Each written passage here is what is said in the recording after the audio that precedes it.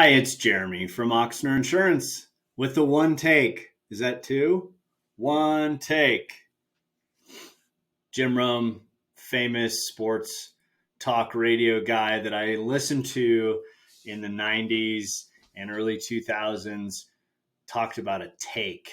What do you have to say? How good is your take on the radio?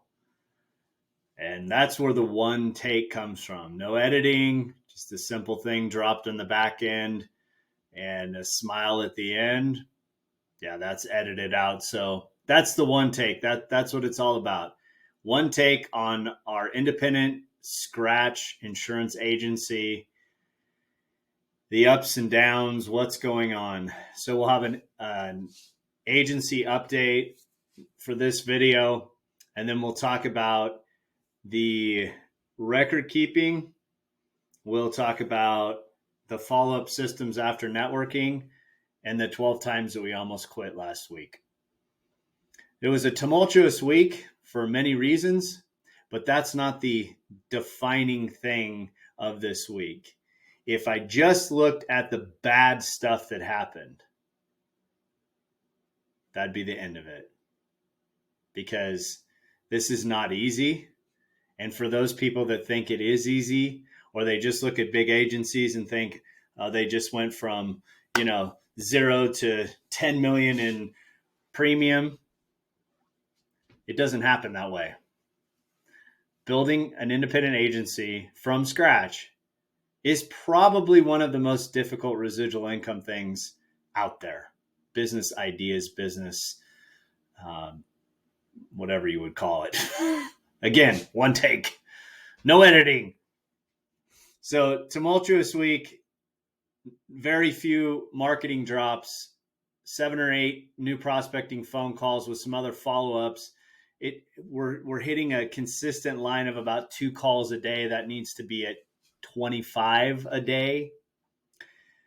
The renewals are rolling in for our late March and actually late April accounts. And so we're getting those renewals out to our clients. And gosh, at least on the commercial side, the renewals are coming in at fairly reasonable rates. In some of the cases, not even much of an increase at all.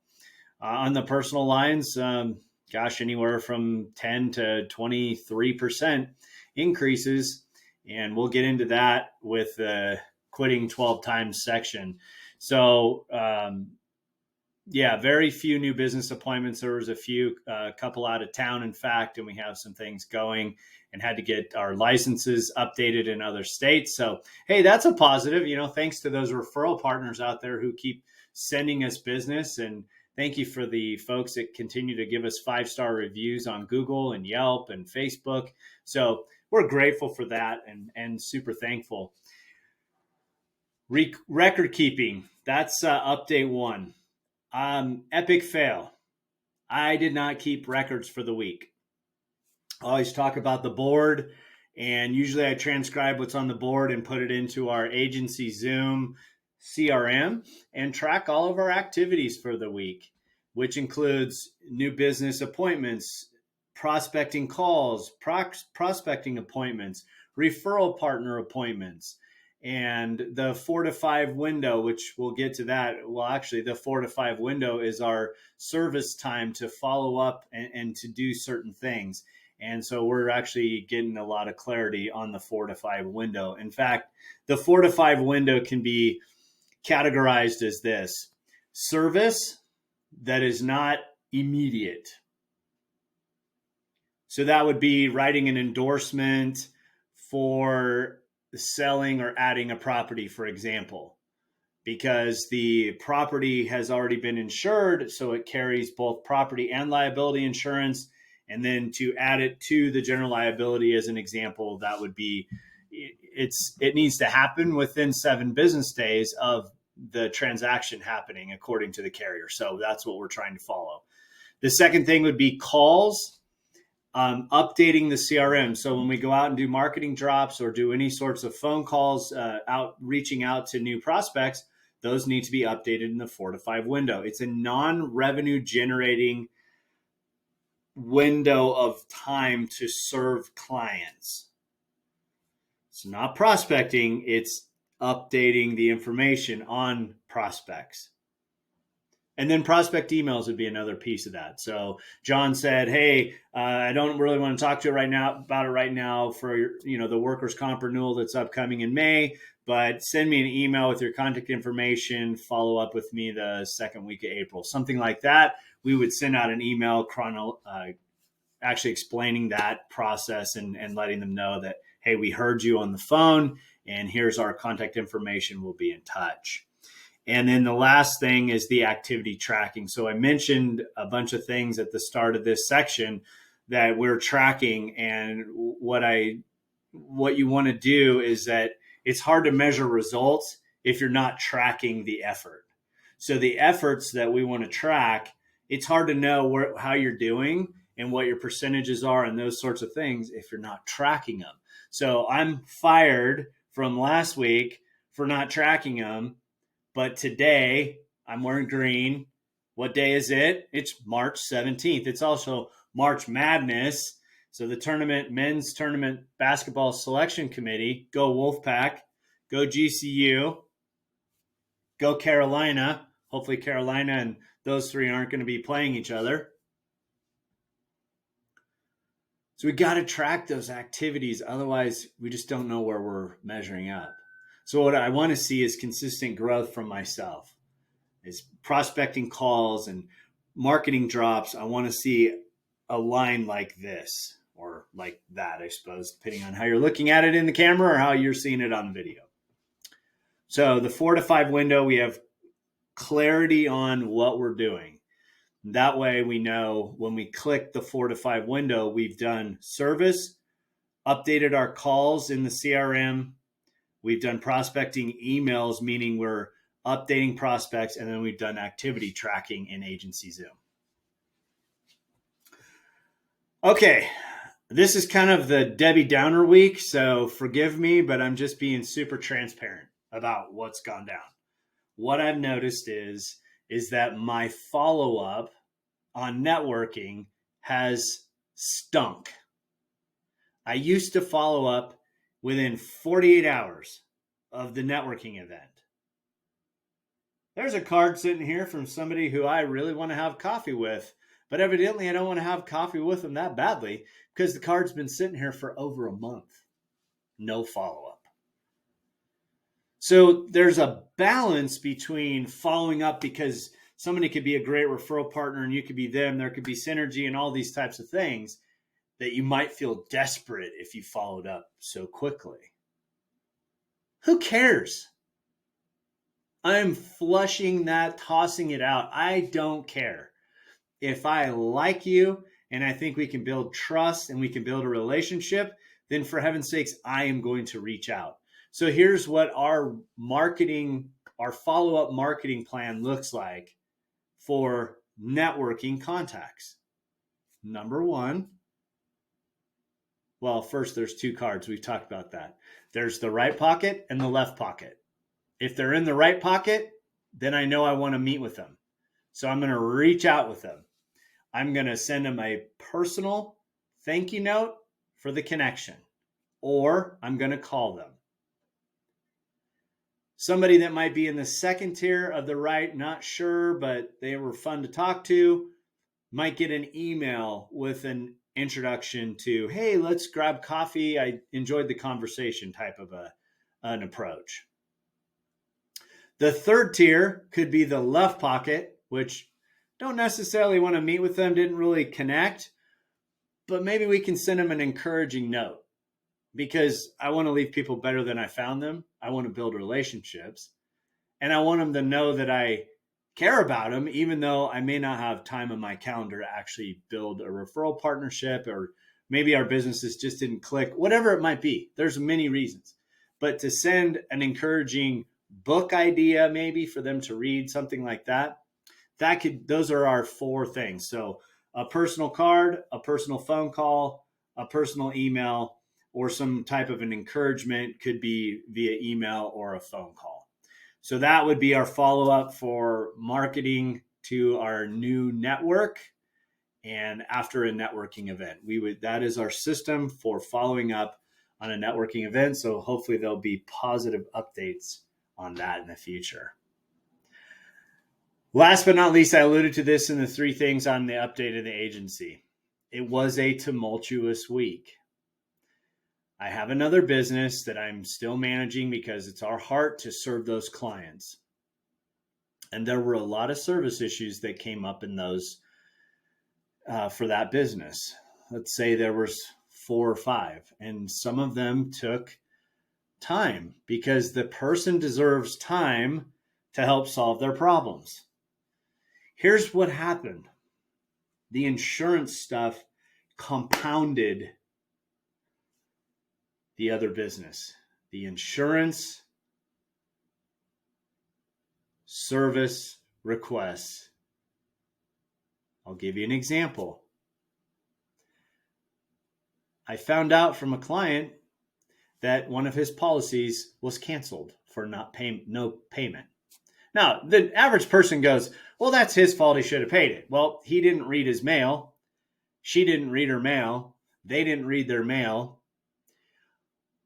But we were never notified because in personal lines, the majority of the carriers, the only way that they communicate with you is through downloads to your management system. Our downloads weren't working. So I called that particular carrier and said, I am submitting this to you because our downloads are not going through. I had no way of knowing this. I found out yesterday. So on a Tuesday, I found out that within an hour, I'm on the phone with the carrier. They're closed. I called them the next morning and again presented the case to the underwriter and said, help me out. Just reinstate the policy. The customer's A, willing to pay, and B, apologizes for not looking at their mail, and C, we're relying on us to send them notification, but we weren't notified. This is a top tier client. It is absolutely one that you want. So please help us get this reinstated. And guess what the final answer was? No. And those are the answers that we're getting from personal lines carriers. It was funny. I responded to one of our great clients who copied me on a Facebook post about personal lines insurance. And there was a comment from the person who put the post up that, gosh, their rates had gone up and this and that. And it's totally understandable. We have a pitch count, folks. Yeah, a pitch count. You know what a pitch count is? Hey, Chris Sale, you just came back from arm surgery and you're going to go out there and you can throw 35 pitches and that's it. You're out after 35 pitches. We have a pitch count with carriers for personal lines insurance. It's not just us. It's the majority of independent agents.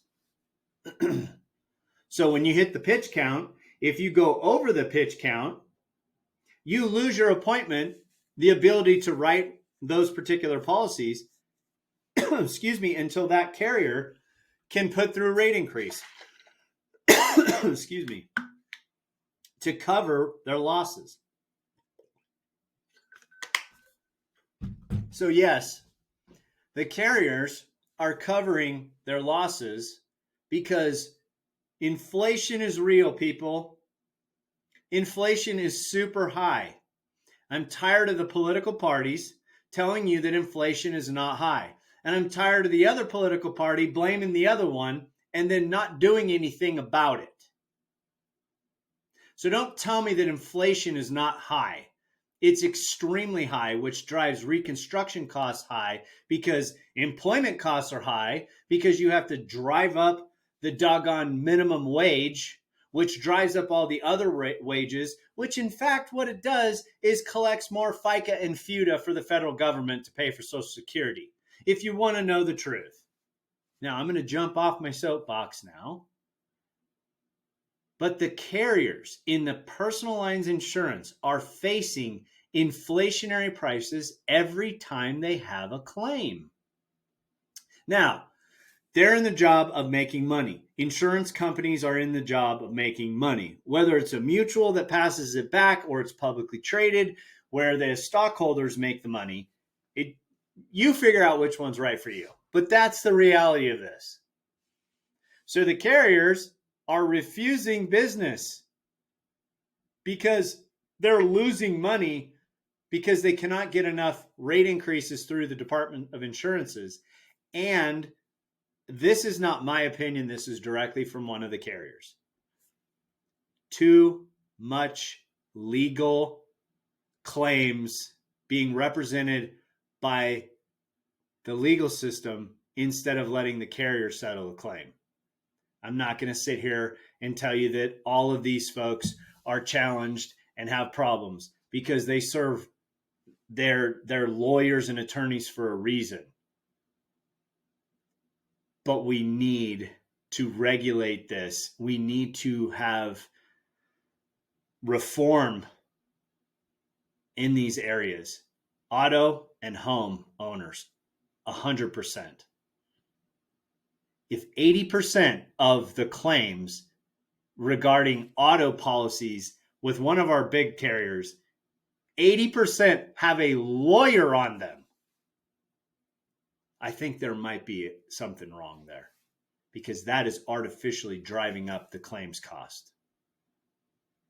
I'm not anti-lawyer, folks. I have great lawyers that I work with in the business world for contracts.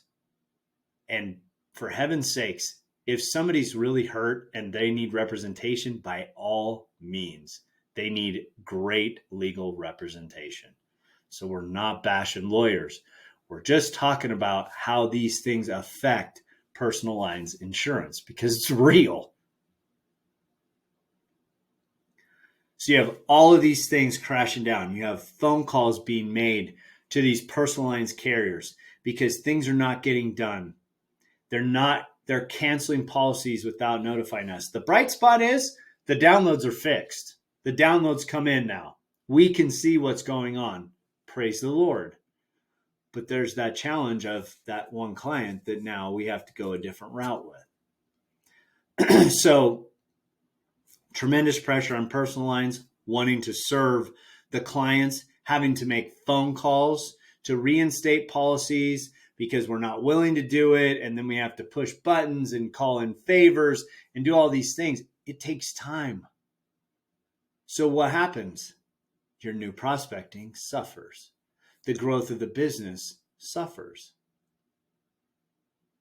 And so then you add, now our CSR is gone because of good reasons. It's not a angry breakup by any means. It's actually great. What she wants to do with her life and what we need, those things didn't really meld together, but we left on friendly terms. And that's what's important. The relationship is still intact. So to summarize this longest Jeremy's Journal one take, gave you the update on the agency, felt like quitting 12 times, just felt like walking through mud because the service issues demanded my attention where I could not go out and prospect like I wanted to. Our record keeping was slacking. We've identified that. Now we know exactly what to do to go after that, how to put that into our 4 to 5 window, 4 p.m. to 5 p.m., how to follow our email from 8 a.m. to 8:30. You either do it, put it to the 4 to 5 window, or delete it. Those are the 3 things with our emails. You do that at 8 o'clock, at noon, and at between the 4 to 5 window. And then the follow-up system after networking, identified the problem. Now it's time to execute on making it happen. Thanks for watching Jeremy's One Take Journal. We'll see you next week, and here's to your success.